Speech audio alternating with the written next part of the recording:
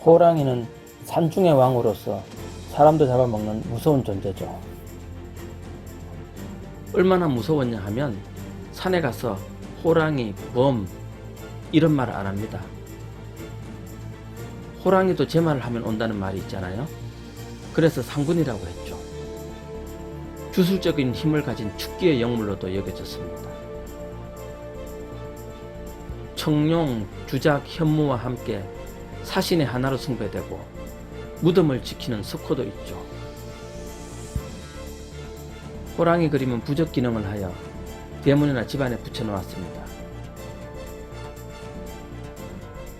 한반도 지형을 부센 호랑이로 묘사하기도 하고 88 올림픽 마스코트처럼 친근한 이미지로 표현되기도 하죠. 한국인의 호랑이 사랑은 계속되고 있습니다.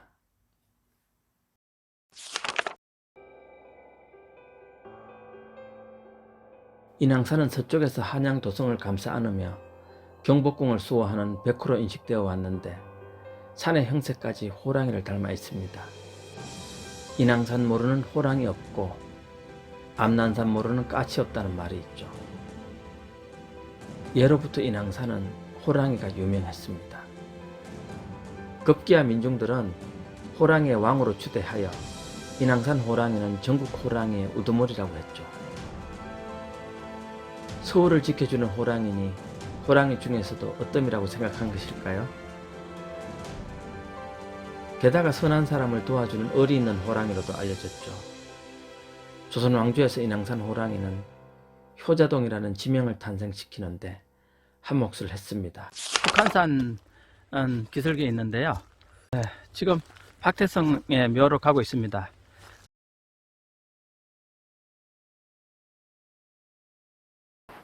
인왕산 아래에 박태성이라는 사람이 살았어요. 아버지가 이제 자꾸 하자 박태성은 3년간 심요살이를 한 후에도 비가 오나 눈이 오나 이제 하루도 그러지 않고 아버지 산소에 가서 아침 인사를 다녔다고 합니다. 한양 성내에서 구파발을 거쳐서 북한산 쪽으로 한참을 가야 하기 때문에 몇십 리가 되는 거리죠. 더구나 당시 무학제는 험준하고 호랑이가 자주 출몰하던 곳이었어요. 이 무학제를 넘을 때는 여러 명이 모여서 꽹가리를 치고 강군들의 호의를 받으면서 지났다는 이야기가 지금도 인근 주민들한테 전해지고 있습니다. 여간 호심이 깊었던 게 아니죠. 그날도 눈보라가 치고 한치 앞도 잘 보이지 않는 날이었는데 부인이 만류를 한 거죠. 그런데도 집을 나와서 힘겹게 이제 무학제를 지나는데 인왕산 쪽에서 호랑이 한 마리가 나타나서 떡하니 길을 막더래요. 너무 무서워서 야 이제 잡혀 먹겠구나 하고 떨고 있는데 호랑이가 사나운 기색이 없고 허리를 낮추고 올라타라는 신용을 하더래요. 올라 앉아서 등가죽을 움켜잡으니까 호랑이가 쏜살같이 달려서 아버지 무덤 앞에 내려주었답니다. 다음 날부터 호랑이가 매일 이제 무학제에서 기다리고 있다가 묘소까지 태워주었대요. 그렇게 40년 동안을 같이 다녔으니 정이 많이 들었겠죠. 박태선도 나이가 들어서 어느 봄날에 세상을 떠났죠. 선친의 무덤 근처에 이제 산소를 썼는데 며칠 후에 사람들이 가보니 묘 앞에 호랑이가 누워 있었어요. 그래서 이제 살펴보니 죽어 있더래요. 그 자리에 묻어주고 박태성 제사를 지낼 때 호랑이에게도 매년 제사를 지냈다고 합니다. 그게 이제 나라에도 알려져 박태성의 효성을 기리기 위해 고종 30년에 무덤 가까운 마을 입구에 정례비를 세워주었죠. 고양시 호자동이라는 지명이 이렇게 해서 생겨났죠. 여기 이제 무덤이 보이네요. 여기 호랑이 석상이 보이죠? 옆에는 그 호랑이 무덤이 보입니다. 이 호랑이가 박태성이 서울에서 이곳까지 올 때마다 태워준 호랑이라고 합니다. 저쪽으로 한번 가볼까요? 여기에 지금 망주석도 있고, 그 다음에 이쪽에 이제 문인석이 있네요. 문인석이 있고, 이쪽에 이제 비석이 있습니다. 이쪽에는 지금 무덤이 봉분이 지금 3개가 있습니다. 어떤 분들이 여기 계신지 한번 여기 비석을 한번 살펴볼까요? 유명 조선 효자 통덕랑 밀양 박공 태성 자는 경숙 지묘.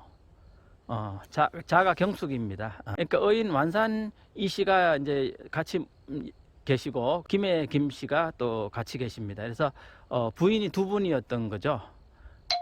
이곳 은평구에는 이렇게 무덤이 많이 있습니다.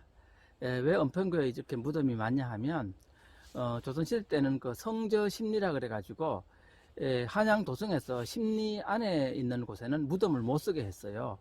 그러다 보니까 서대문 있는 데서 이게 구파발까지 한 10리 정도 되거든요. 구파발의 이말산 쪽에는 뭐 이제 조선시대 때 이제 뭐 내시라든지 궁인이라든지 뭐 사대부들 뭐 이런 사람들의 무덤이 굉장히 많았고, 그래서 이말산 발굴 과정에서도 유물들이 많이 나왔죠.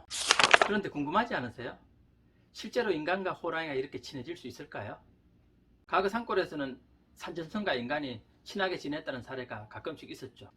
1890년대에 태어난 저희 고향 이웃집 할아버지는 한때 호랑이하고 친구로 지냈답니다. 저희 어머니께서 그 할아버지로부터 들은 이야기를 기억하고 계시네요. 그래, 뒷골 노인이 거진 한 50대 됐는데 강원도서 저기 산에서 상포 장사를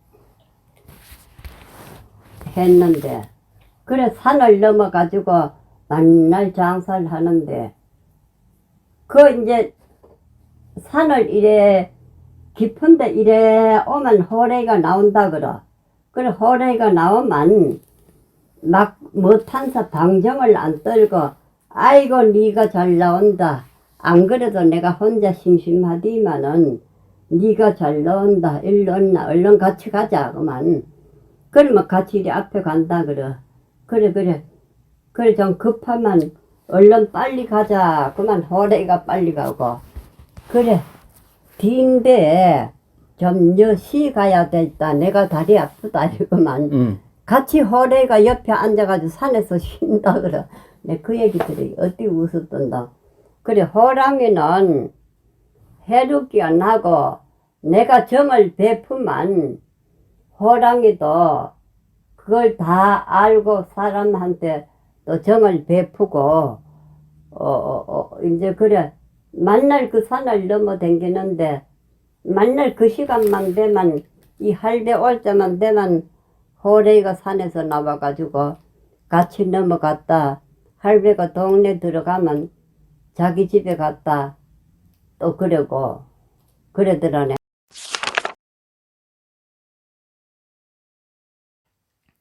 박태성의 이야기에서 보듯이 선한 사람을 도와주고 산 밑의 사람을 수호해주는 인왕산 호랑이의 역할은 산신과 닮아 있습니다. 금도끼 엄도끼 이야기에 보면 산신은 선한 사람은 도와주지만 나쁜 사람은 벌을 주죠. 물론 이 이야기가 이솝 우화의 헤르메스와 간사한 나무꾼에서 각색한 것이라고 하지만 우리 문화에서 등장하는 산신의 성격을 잘 표현하고 있습니다. 산신은 선을 권장하고 악을 벌하는 엄격한 분이죠. 산은 인간에게 쾌적한 환경을 주고 풍요를 주지만 산벌도 무섭습니다. 산사태가 나기도 하고 산에서 잘못하면 동티를 맞기도 하죠. 그래서 산을 믿는 사람들은 산에 가서 항상 조심하고 산에 들어갈 때는 인사를 먼저 하죠. 지금도 민간에서는 묘지를 쓰거나 시제를 지낼 때 먼저 산신제를 지내죠. 나무꾼들이 나무를 하더라도 잡목이나 가지치기를 하지 함부로 나무를 베지 않습니다. 부득이하게 나무를 베게 될 때는 고사를 지낸다거나 그런 산에서도 지켜야 될 나름대로 도리가 있습니다. 근선징악으로 표현되는 산신의 기질은 호랑이에게도 투영되어 있습니다. 나쁜 짓을 하면 호랑이가 잡아간다라는 그런 생각까지 생겨나고, 박지원의 호질이라는 소설에는 호랑이가 위선자인 유학자를 꾸짖기도 하죠. 민중들은 정의의 편에서 호랑이를 보고자 하는 염원이 있습니다. 그래서 산중의 왕인 호랑이와 산신의 관계가 더욱 밀착하게 되는 거죠. 민속에서 호랑이는 산신의 성격을 대변하는 전령이나 화신으로 등장하게 되며 선한 사람에게는 은혜를 베풀고 악한 사람에게는 벌을 주는 신령스러운 동물로 신격화되기도 합니다. 최근 종영된 어느 드라마에는 여기는 내가 다스리는 땅이다 라고 인왕산 산신을 자처하는 여성이 호령으로 등장합니다. 여기서도 호랑이는 선한 사람을 도와주는 역할을 하죠. 그런데 민속 지식으로 볼 때 과연 인왕산 산신은 여산신일까요? 남산신일까요? 풍수지리에서 백호는 서방으로 엄을 말하죠. 하지만 이것은 경복궁을 중심에 두고 방위상 그런 것이지 인왕산이 여산이라는 것을 증거하지는 않습니다. 그럼 한번 인왕산 산신을 만나러 가볼까요?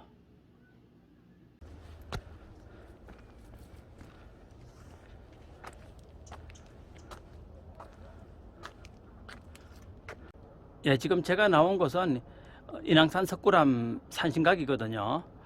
지금 여기 석굴암 산신각에 보면 암벽 밑에 돌판에 산신도를 새겨서 지금 여기 이렇게 설치를 해놨는데, 여기도 보면 호랑이에 기대서 산신 할아버지가 수염을 길게 늘어뜨리고 지팡이를 짚고 앉아 계십니다. 이제 심부름을 하기 위해서 동료가 앉아 있고요. 전형적인 우리의 산신도의 모습을 하고 있다고 볼 수 있겠습니다.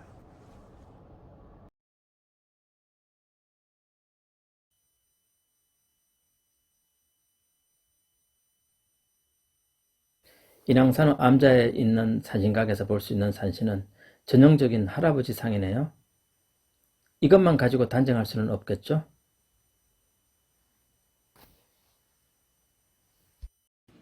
사물에 음양이 있듯이 산도 음양이 있습니다. 남산은 산이 암벽이 많고 바위가 많고 거칠죠. 그리고 여산은 흙이 많고 부드럽고 계곡이 깊고 그렇죠. 이것은 뭐 근육질의 남성과 곡선미를 가지고 있는 여성의 신체와도 비교해 볼 수 있습니다. 산의 기운이나 성질은 산의 형세나 산을 타보면 어느 정도 알 수 있습니다. 산 아래 주민들이 지내는 산신제를 봐도 어느 정도 알 수 있죠. 산 아래 주민만큼 그 산을 잘 아는 사람도 없을 겁니다.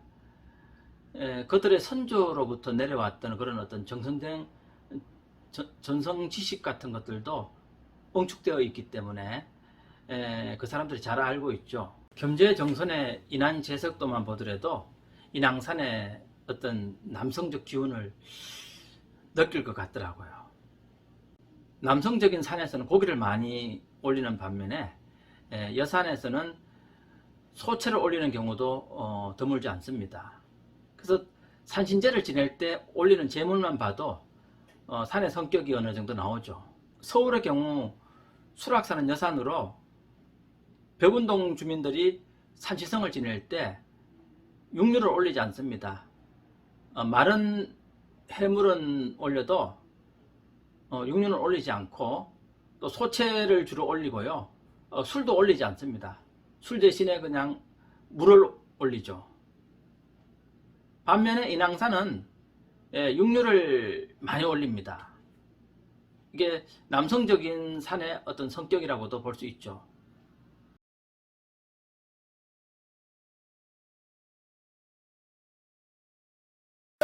여기가 지금 이제 그 제를 지내던 제단입니다.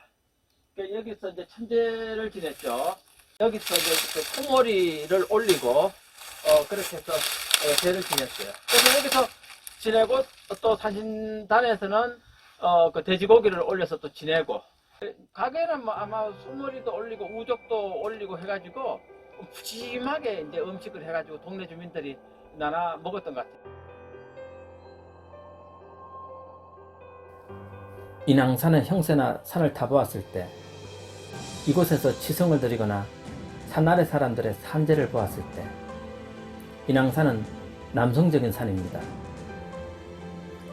호령이 산신이라면 남성으로 보아야 하지 않을까요?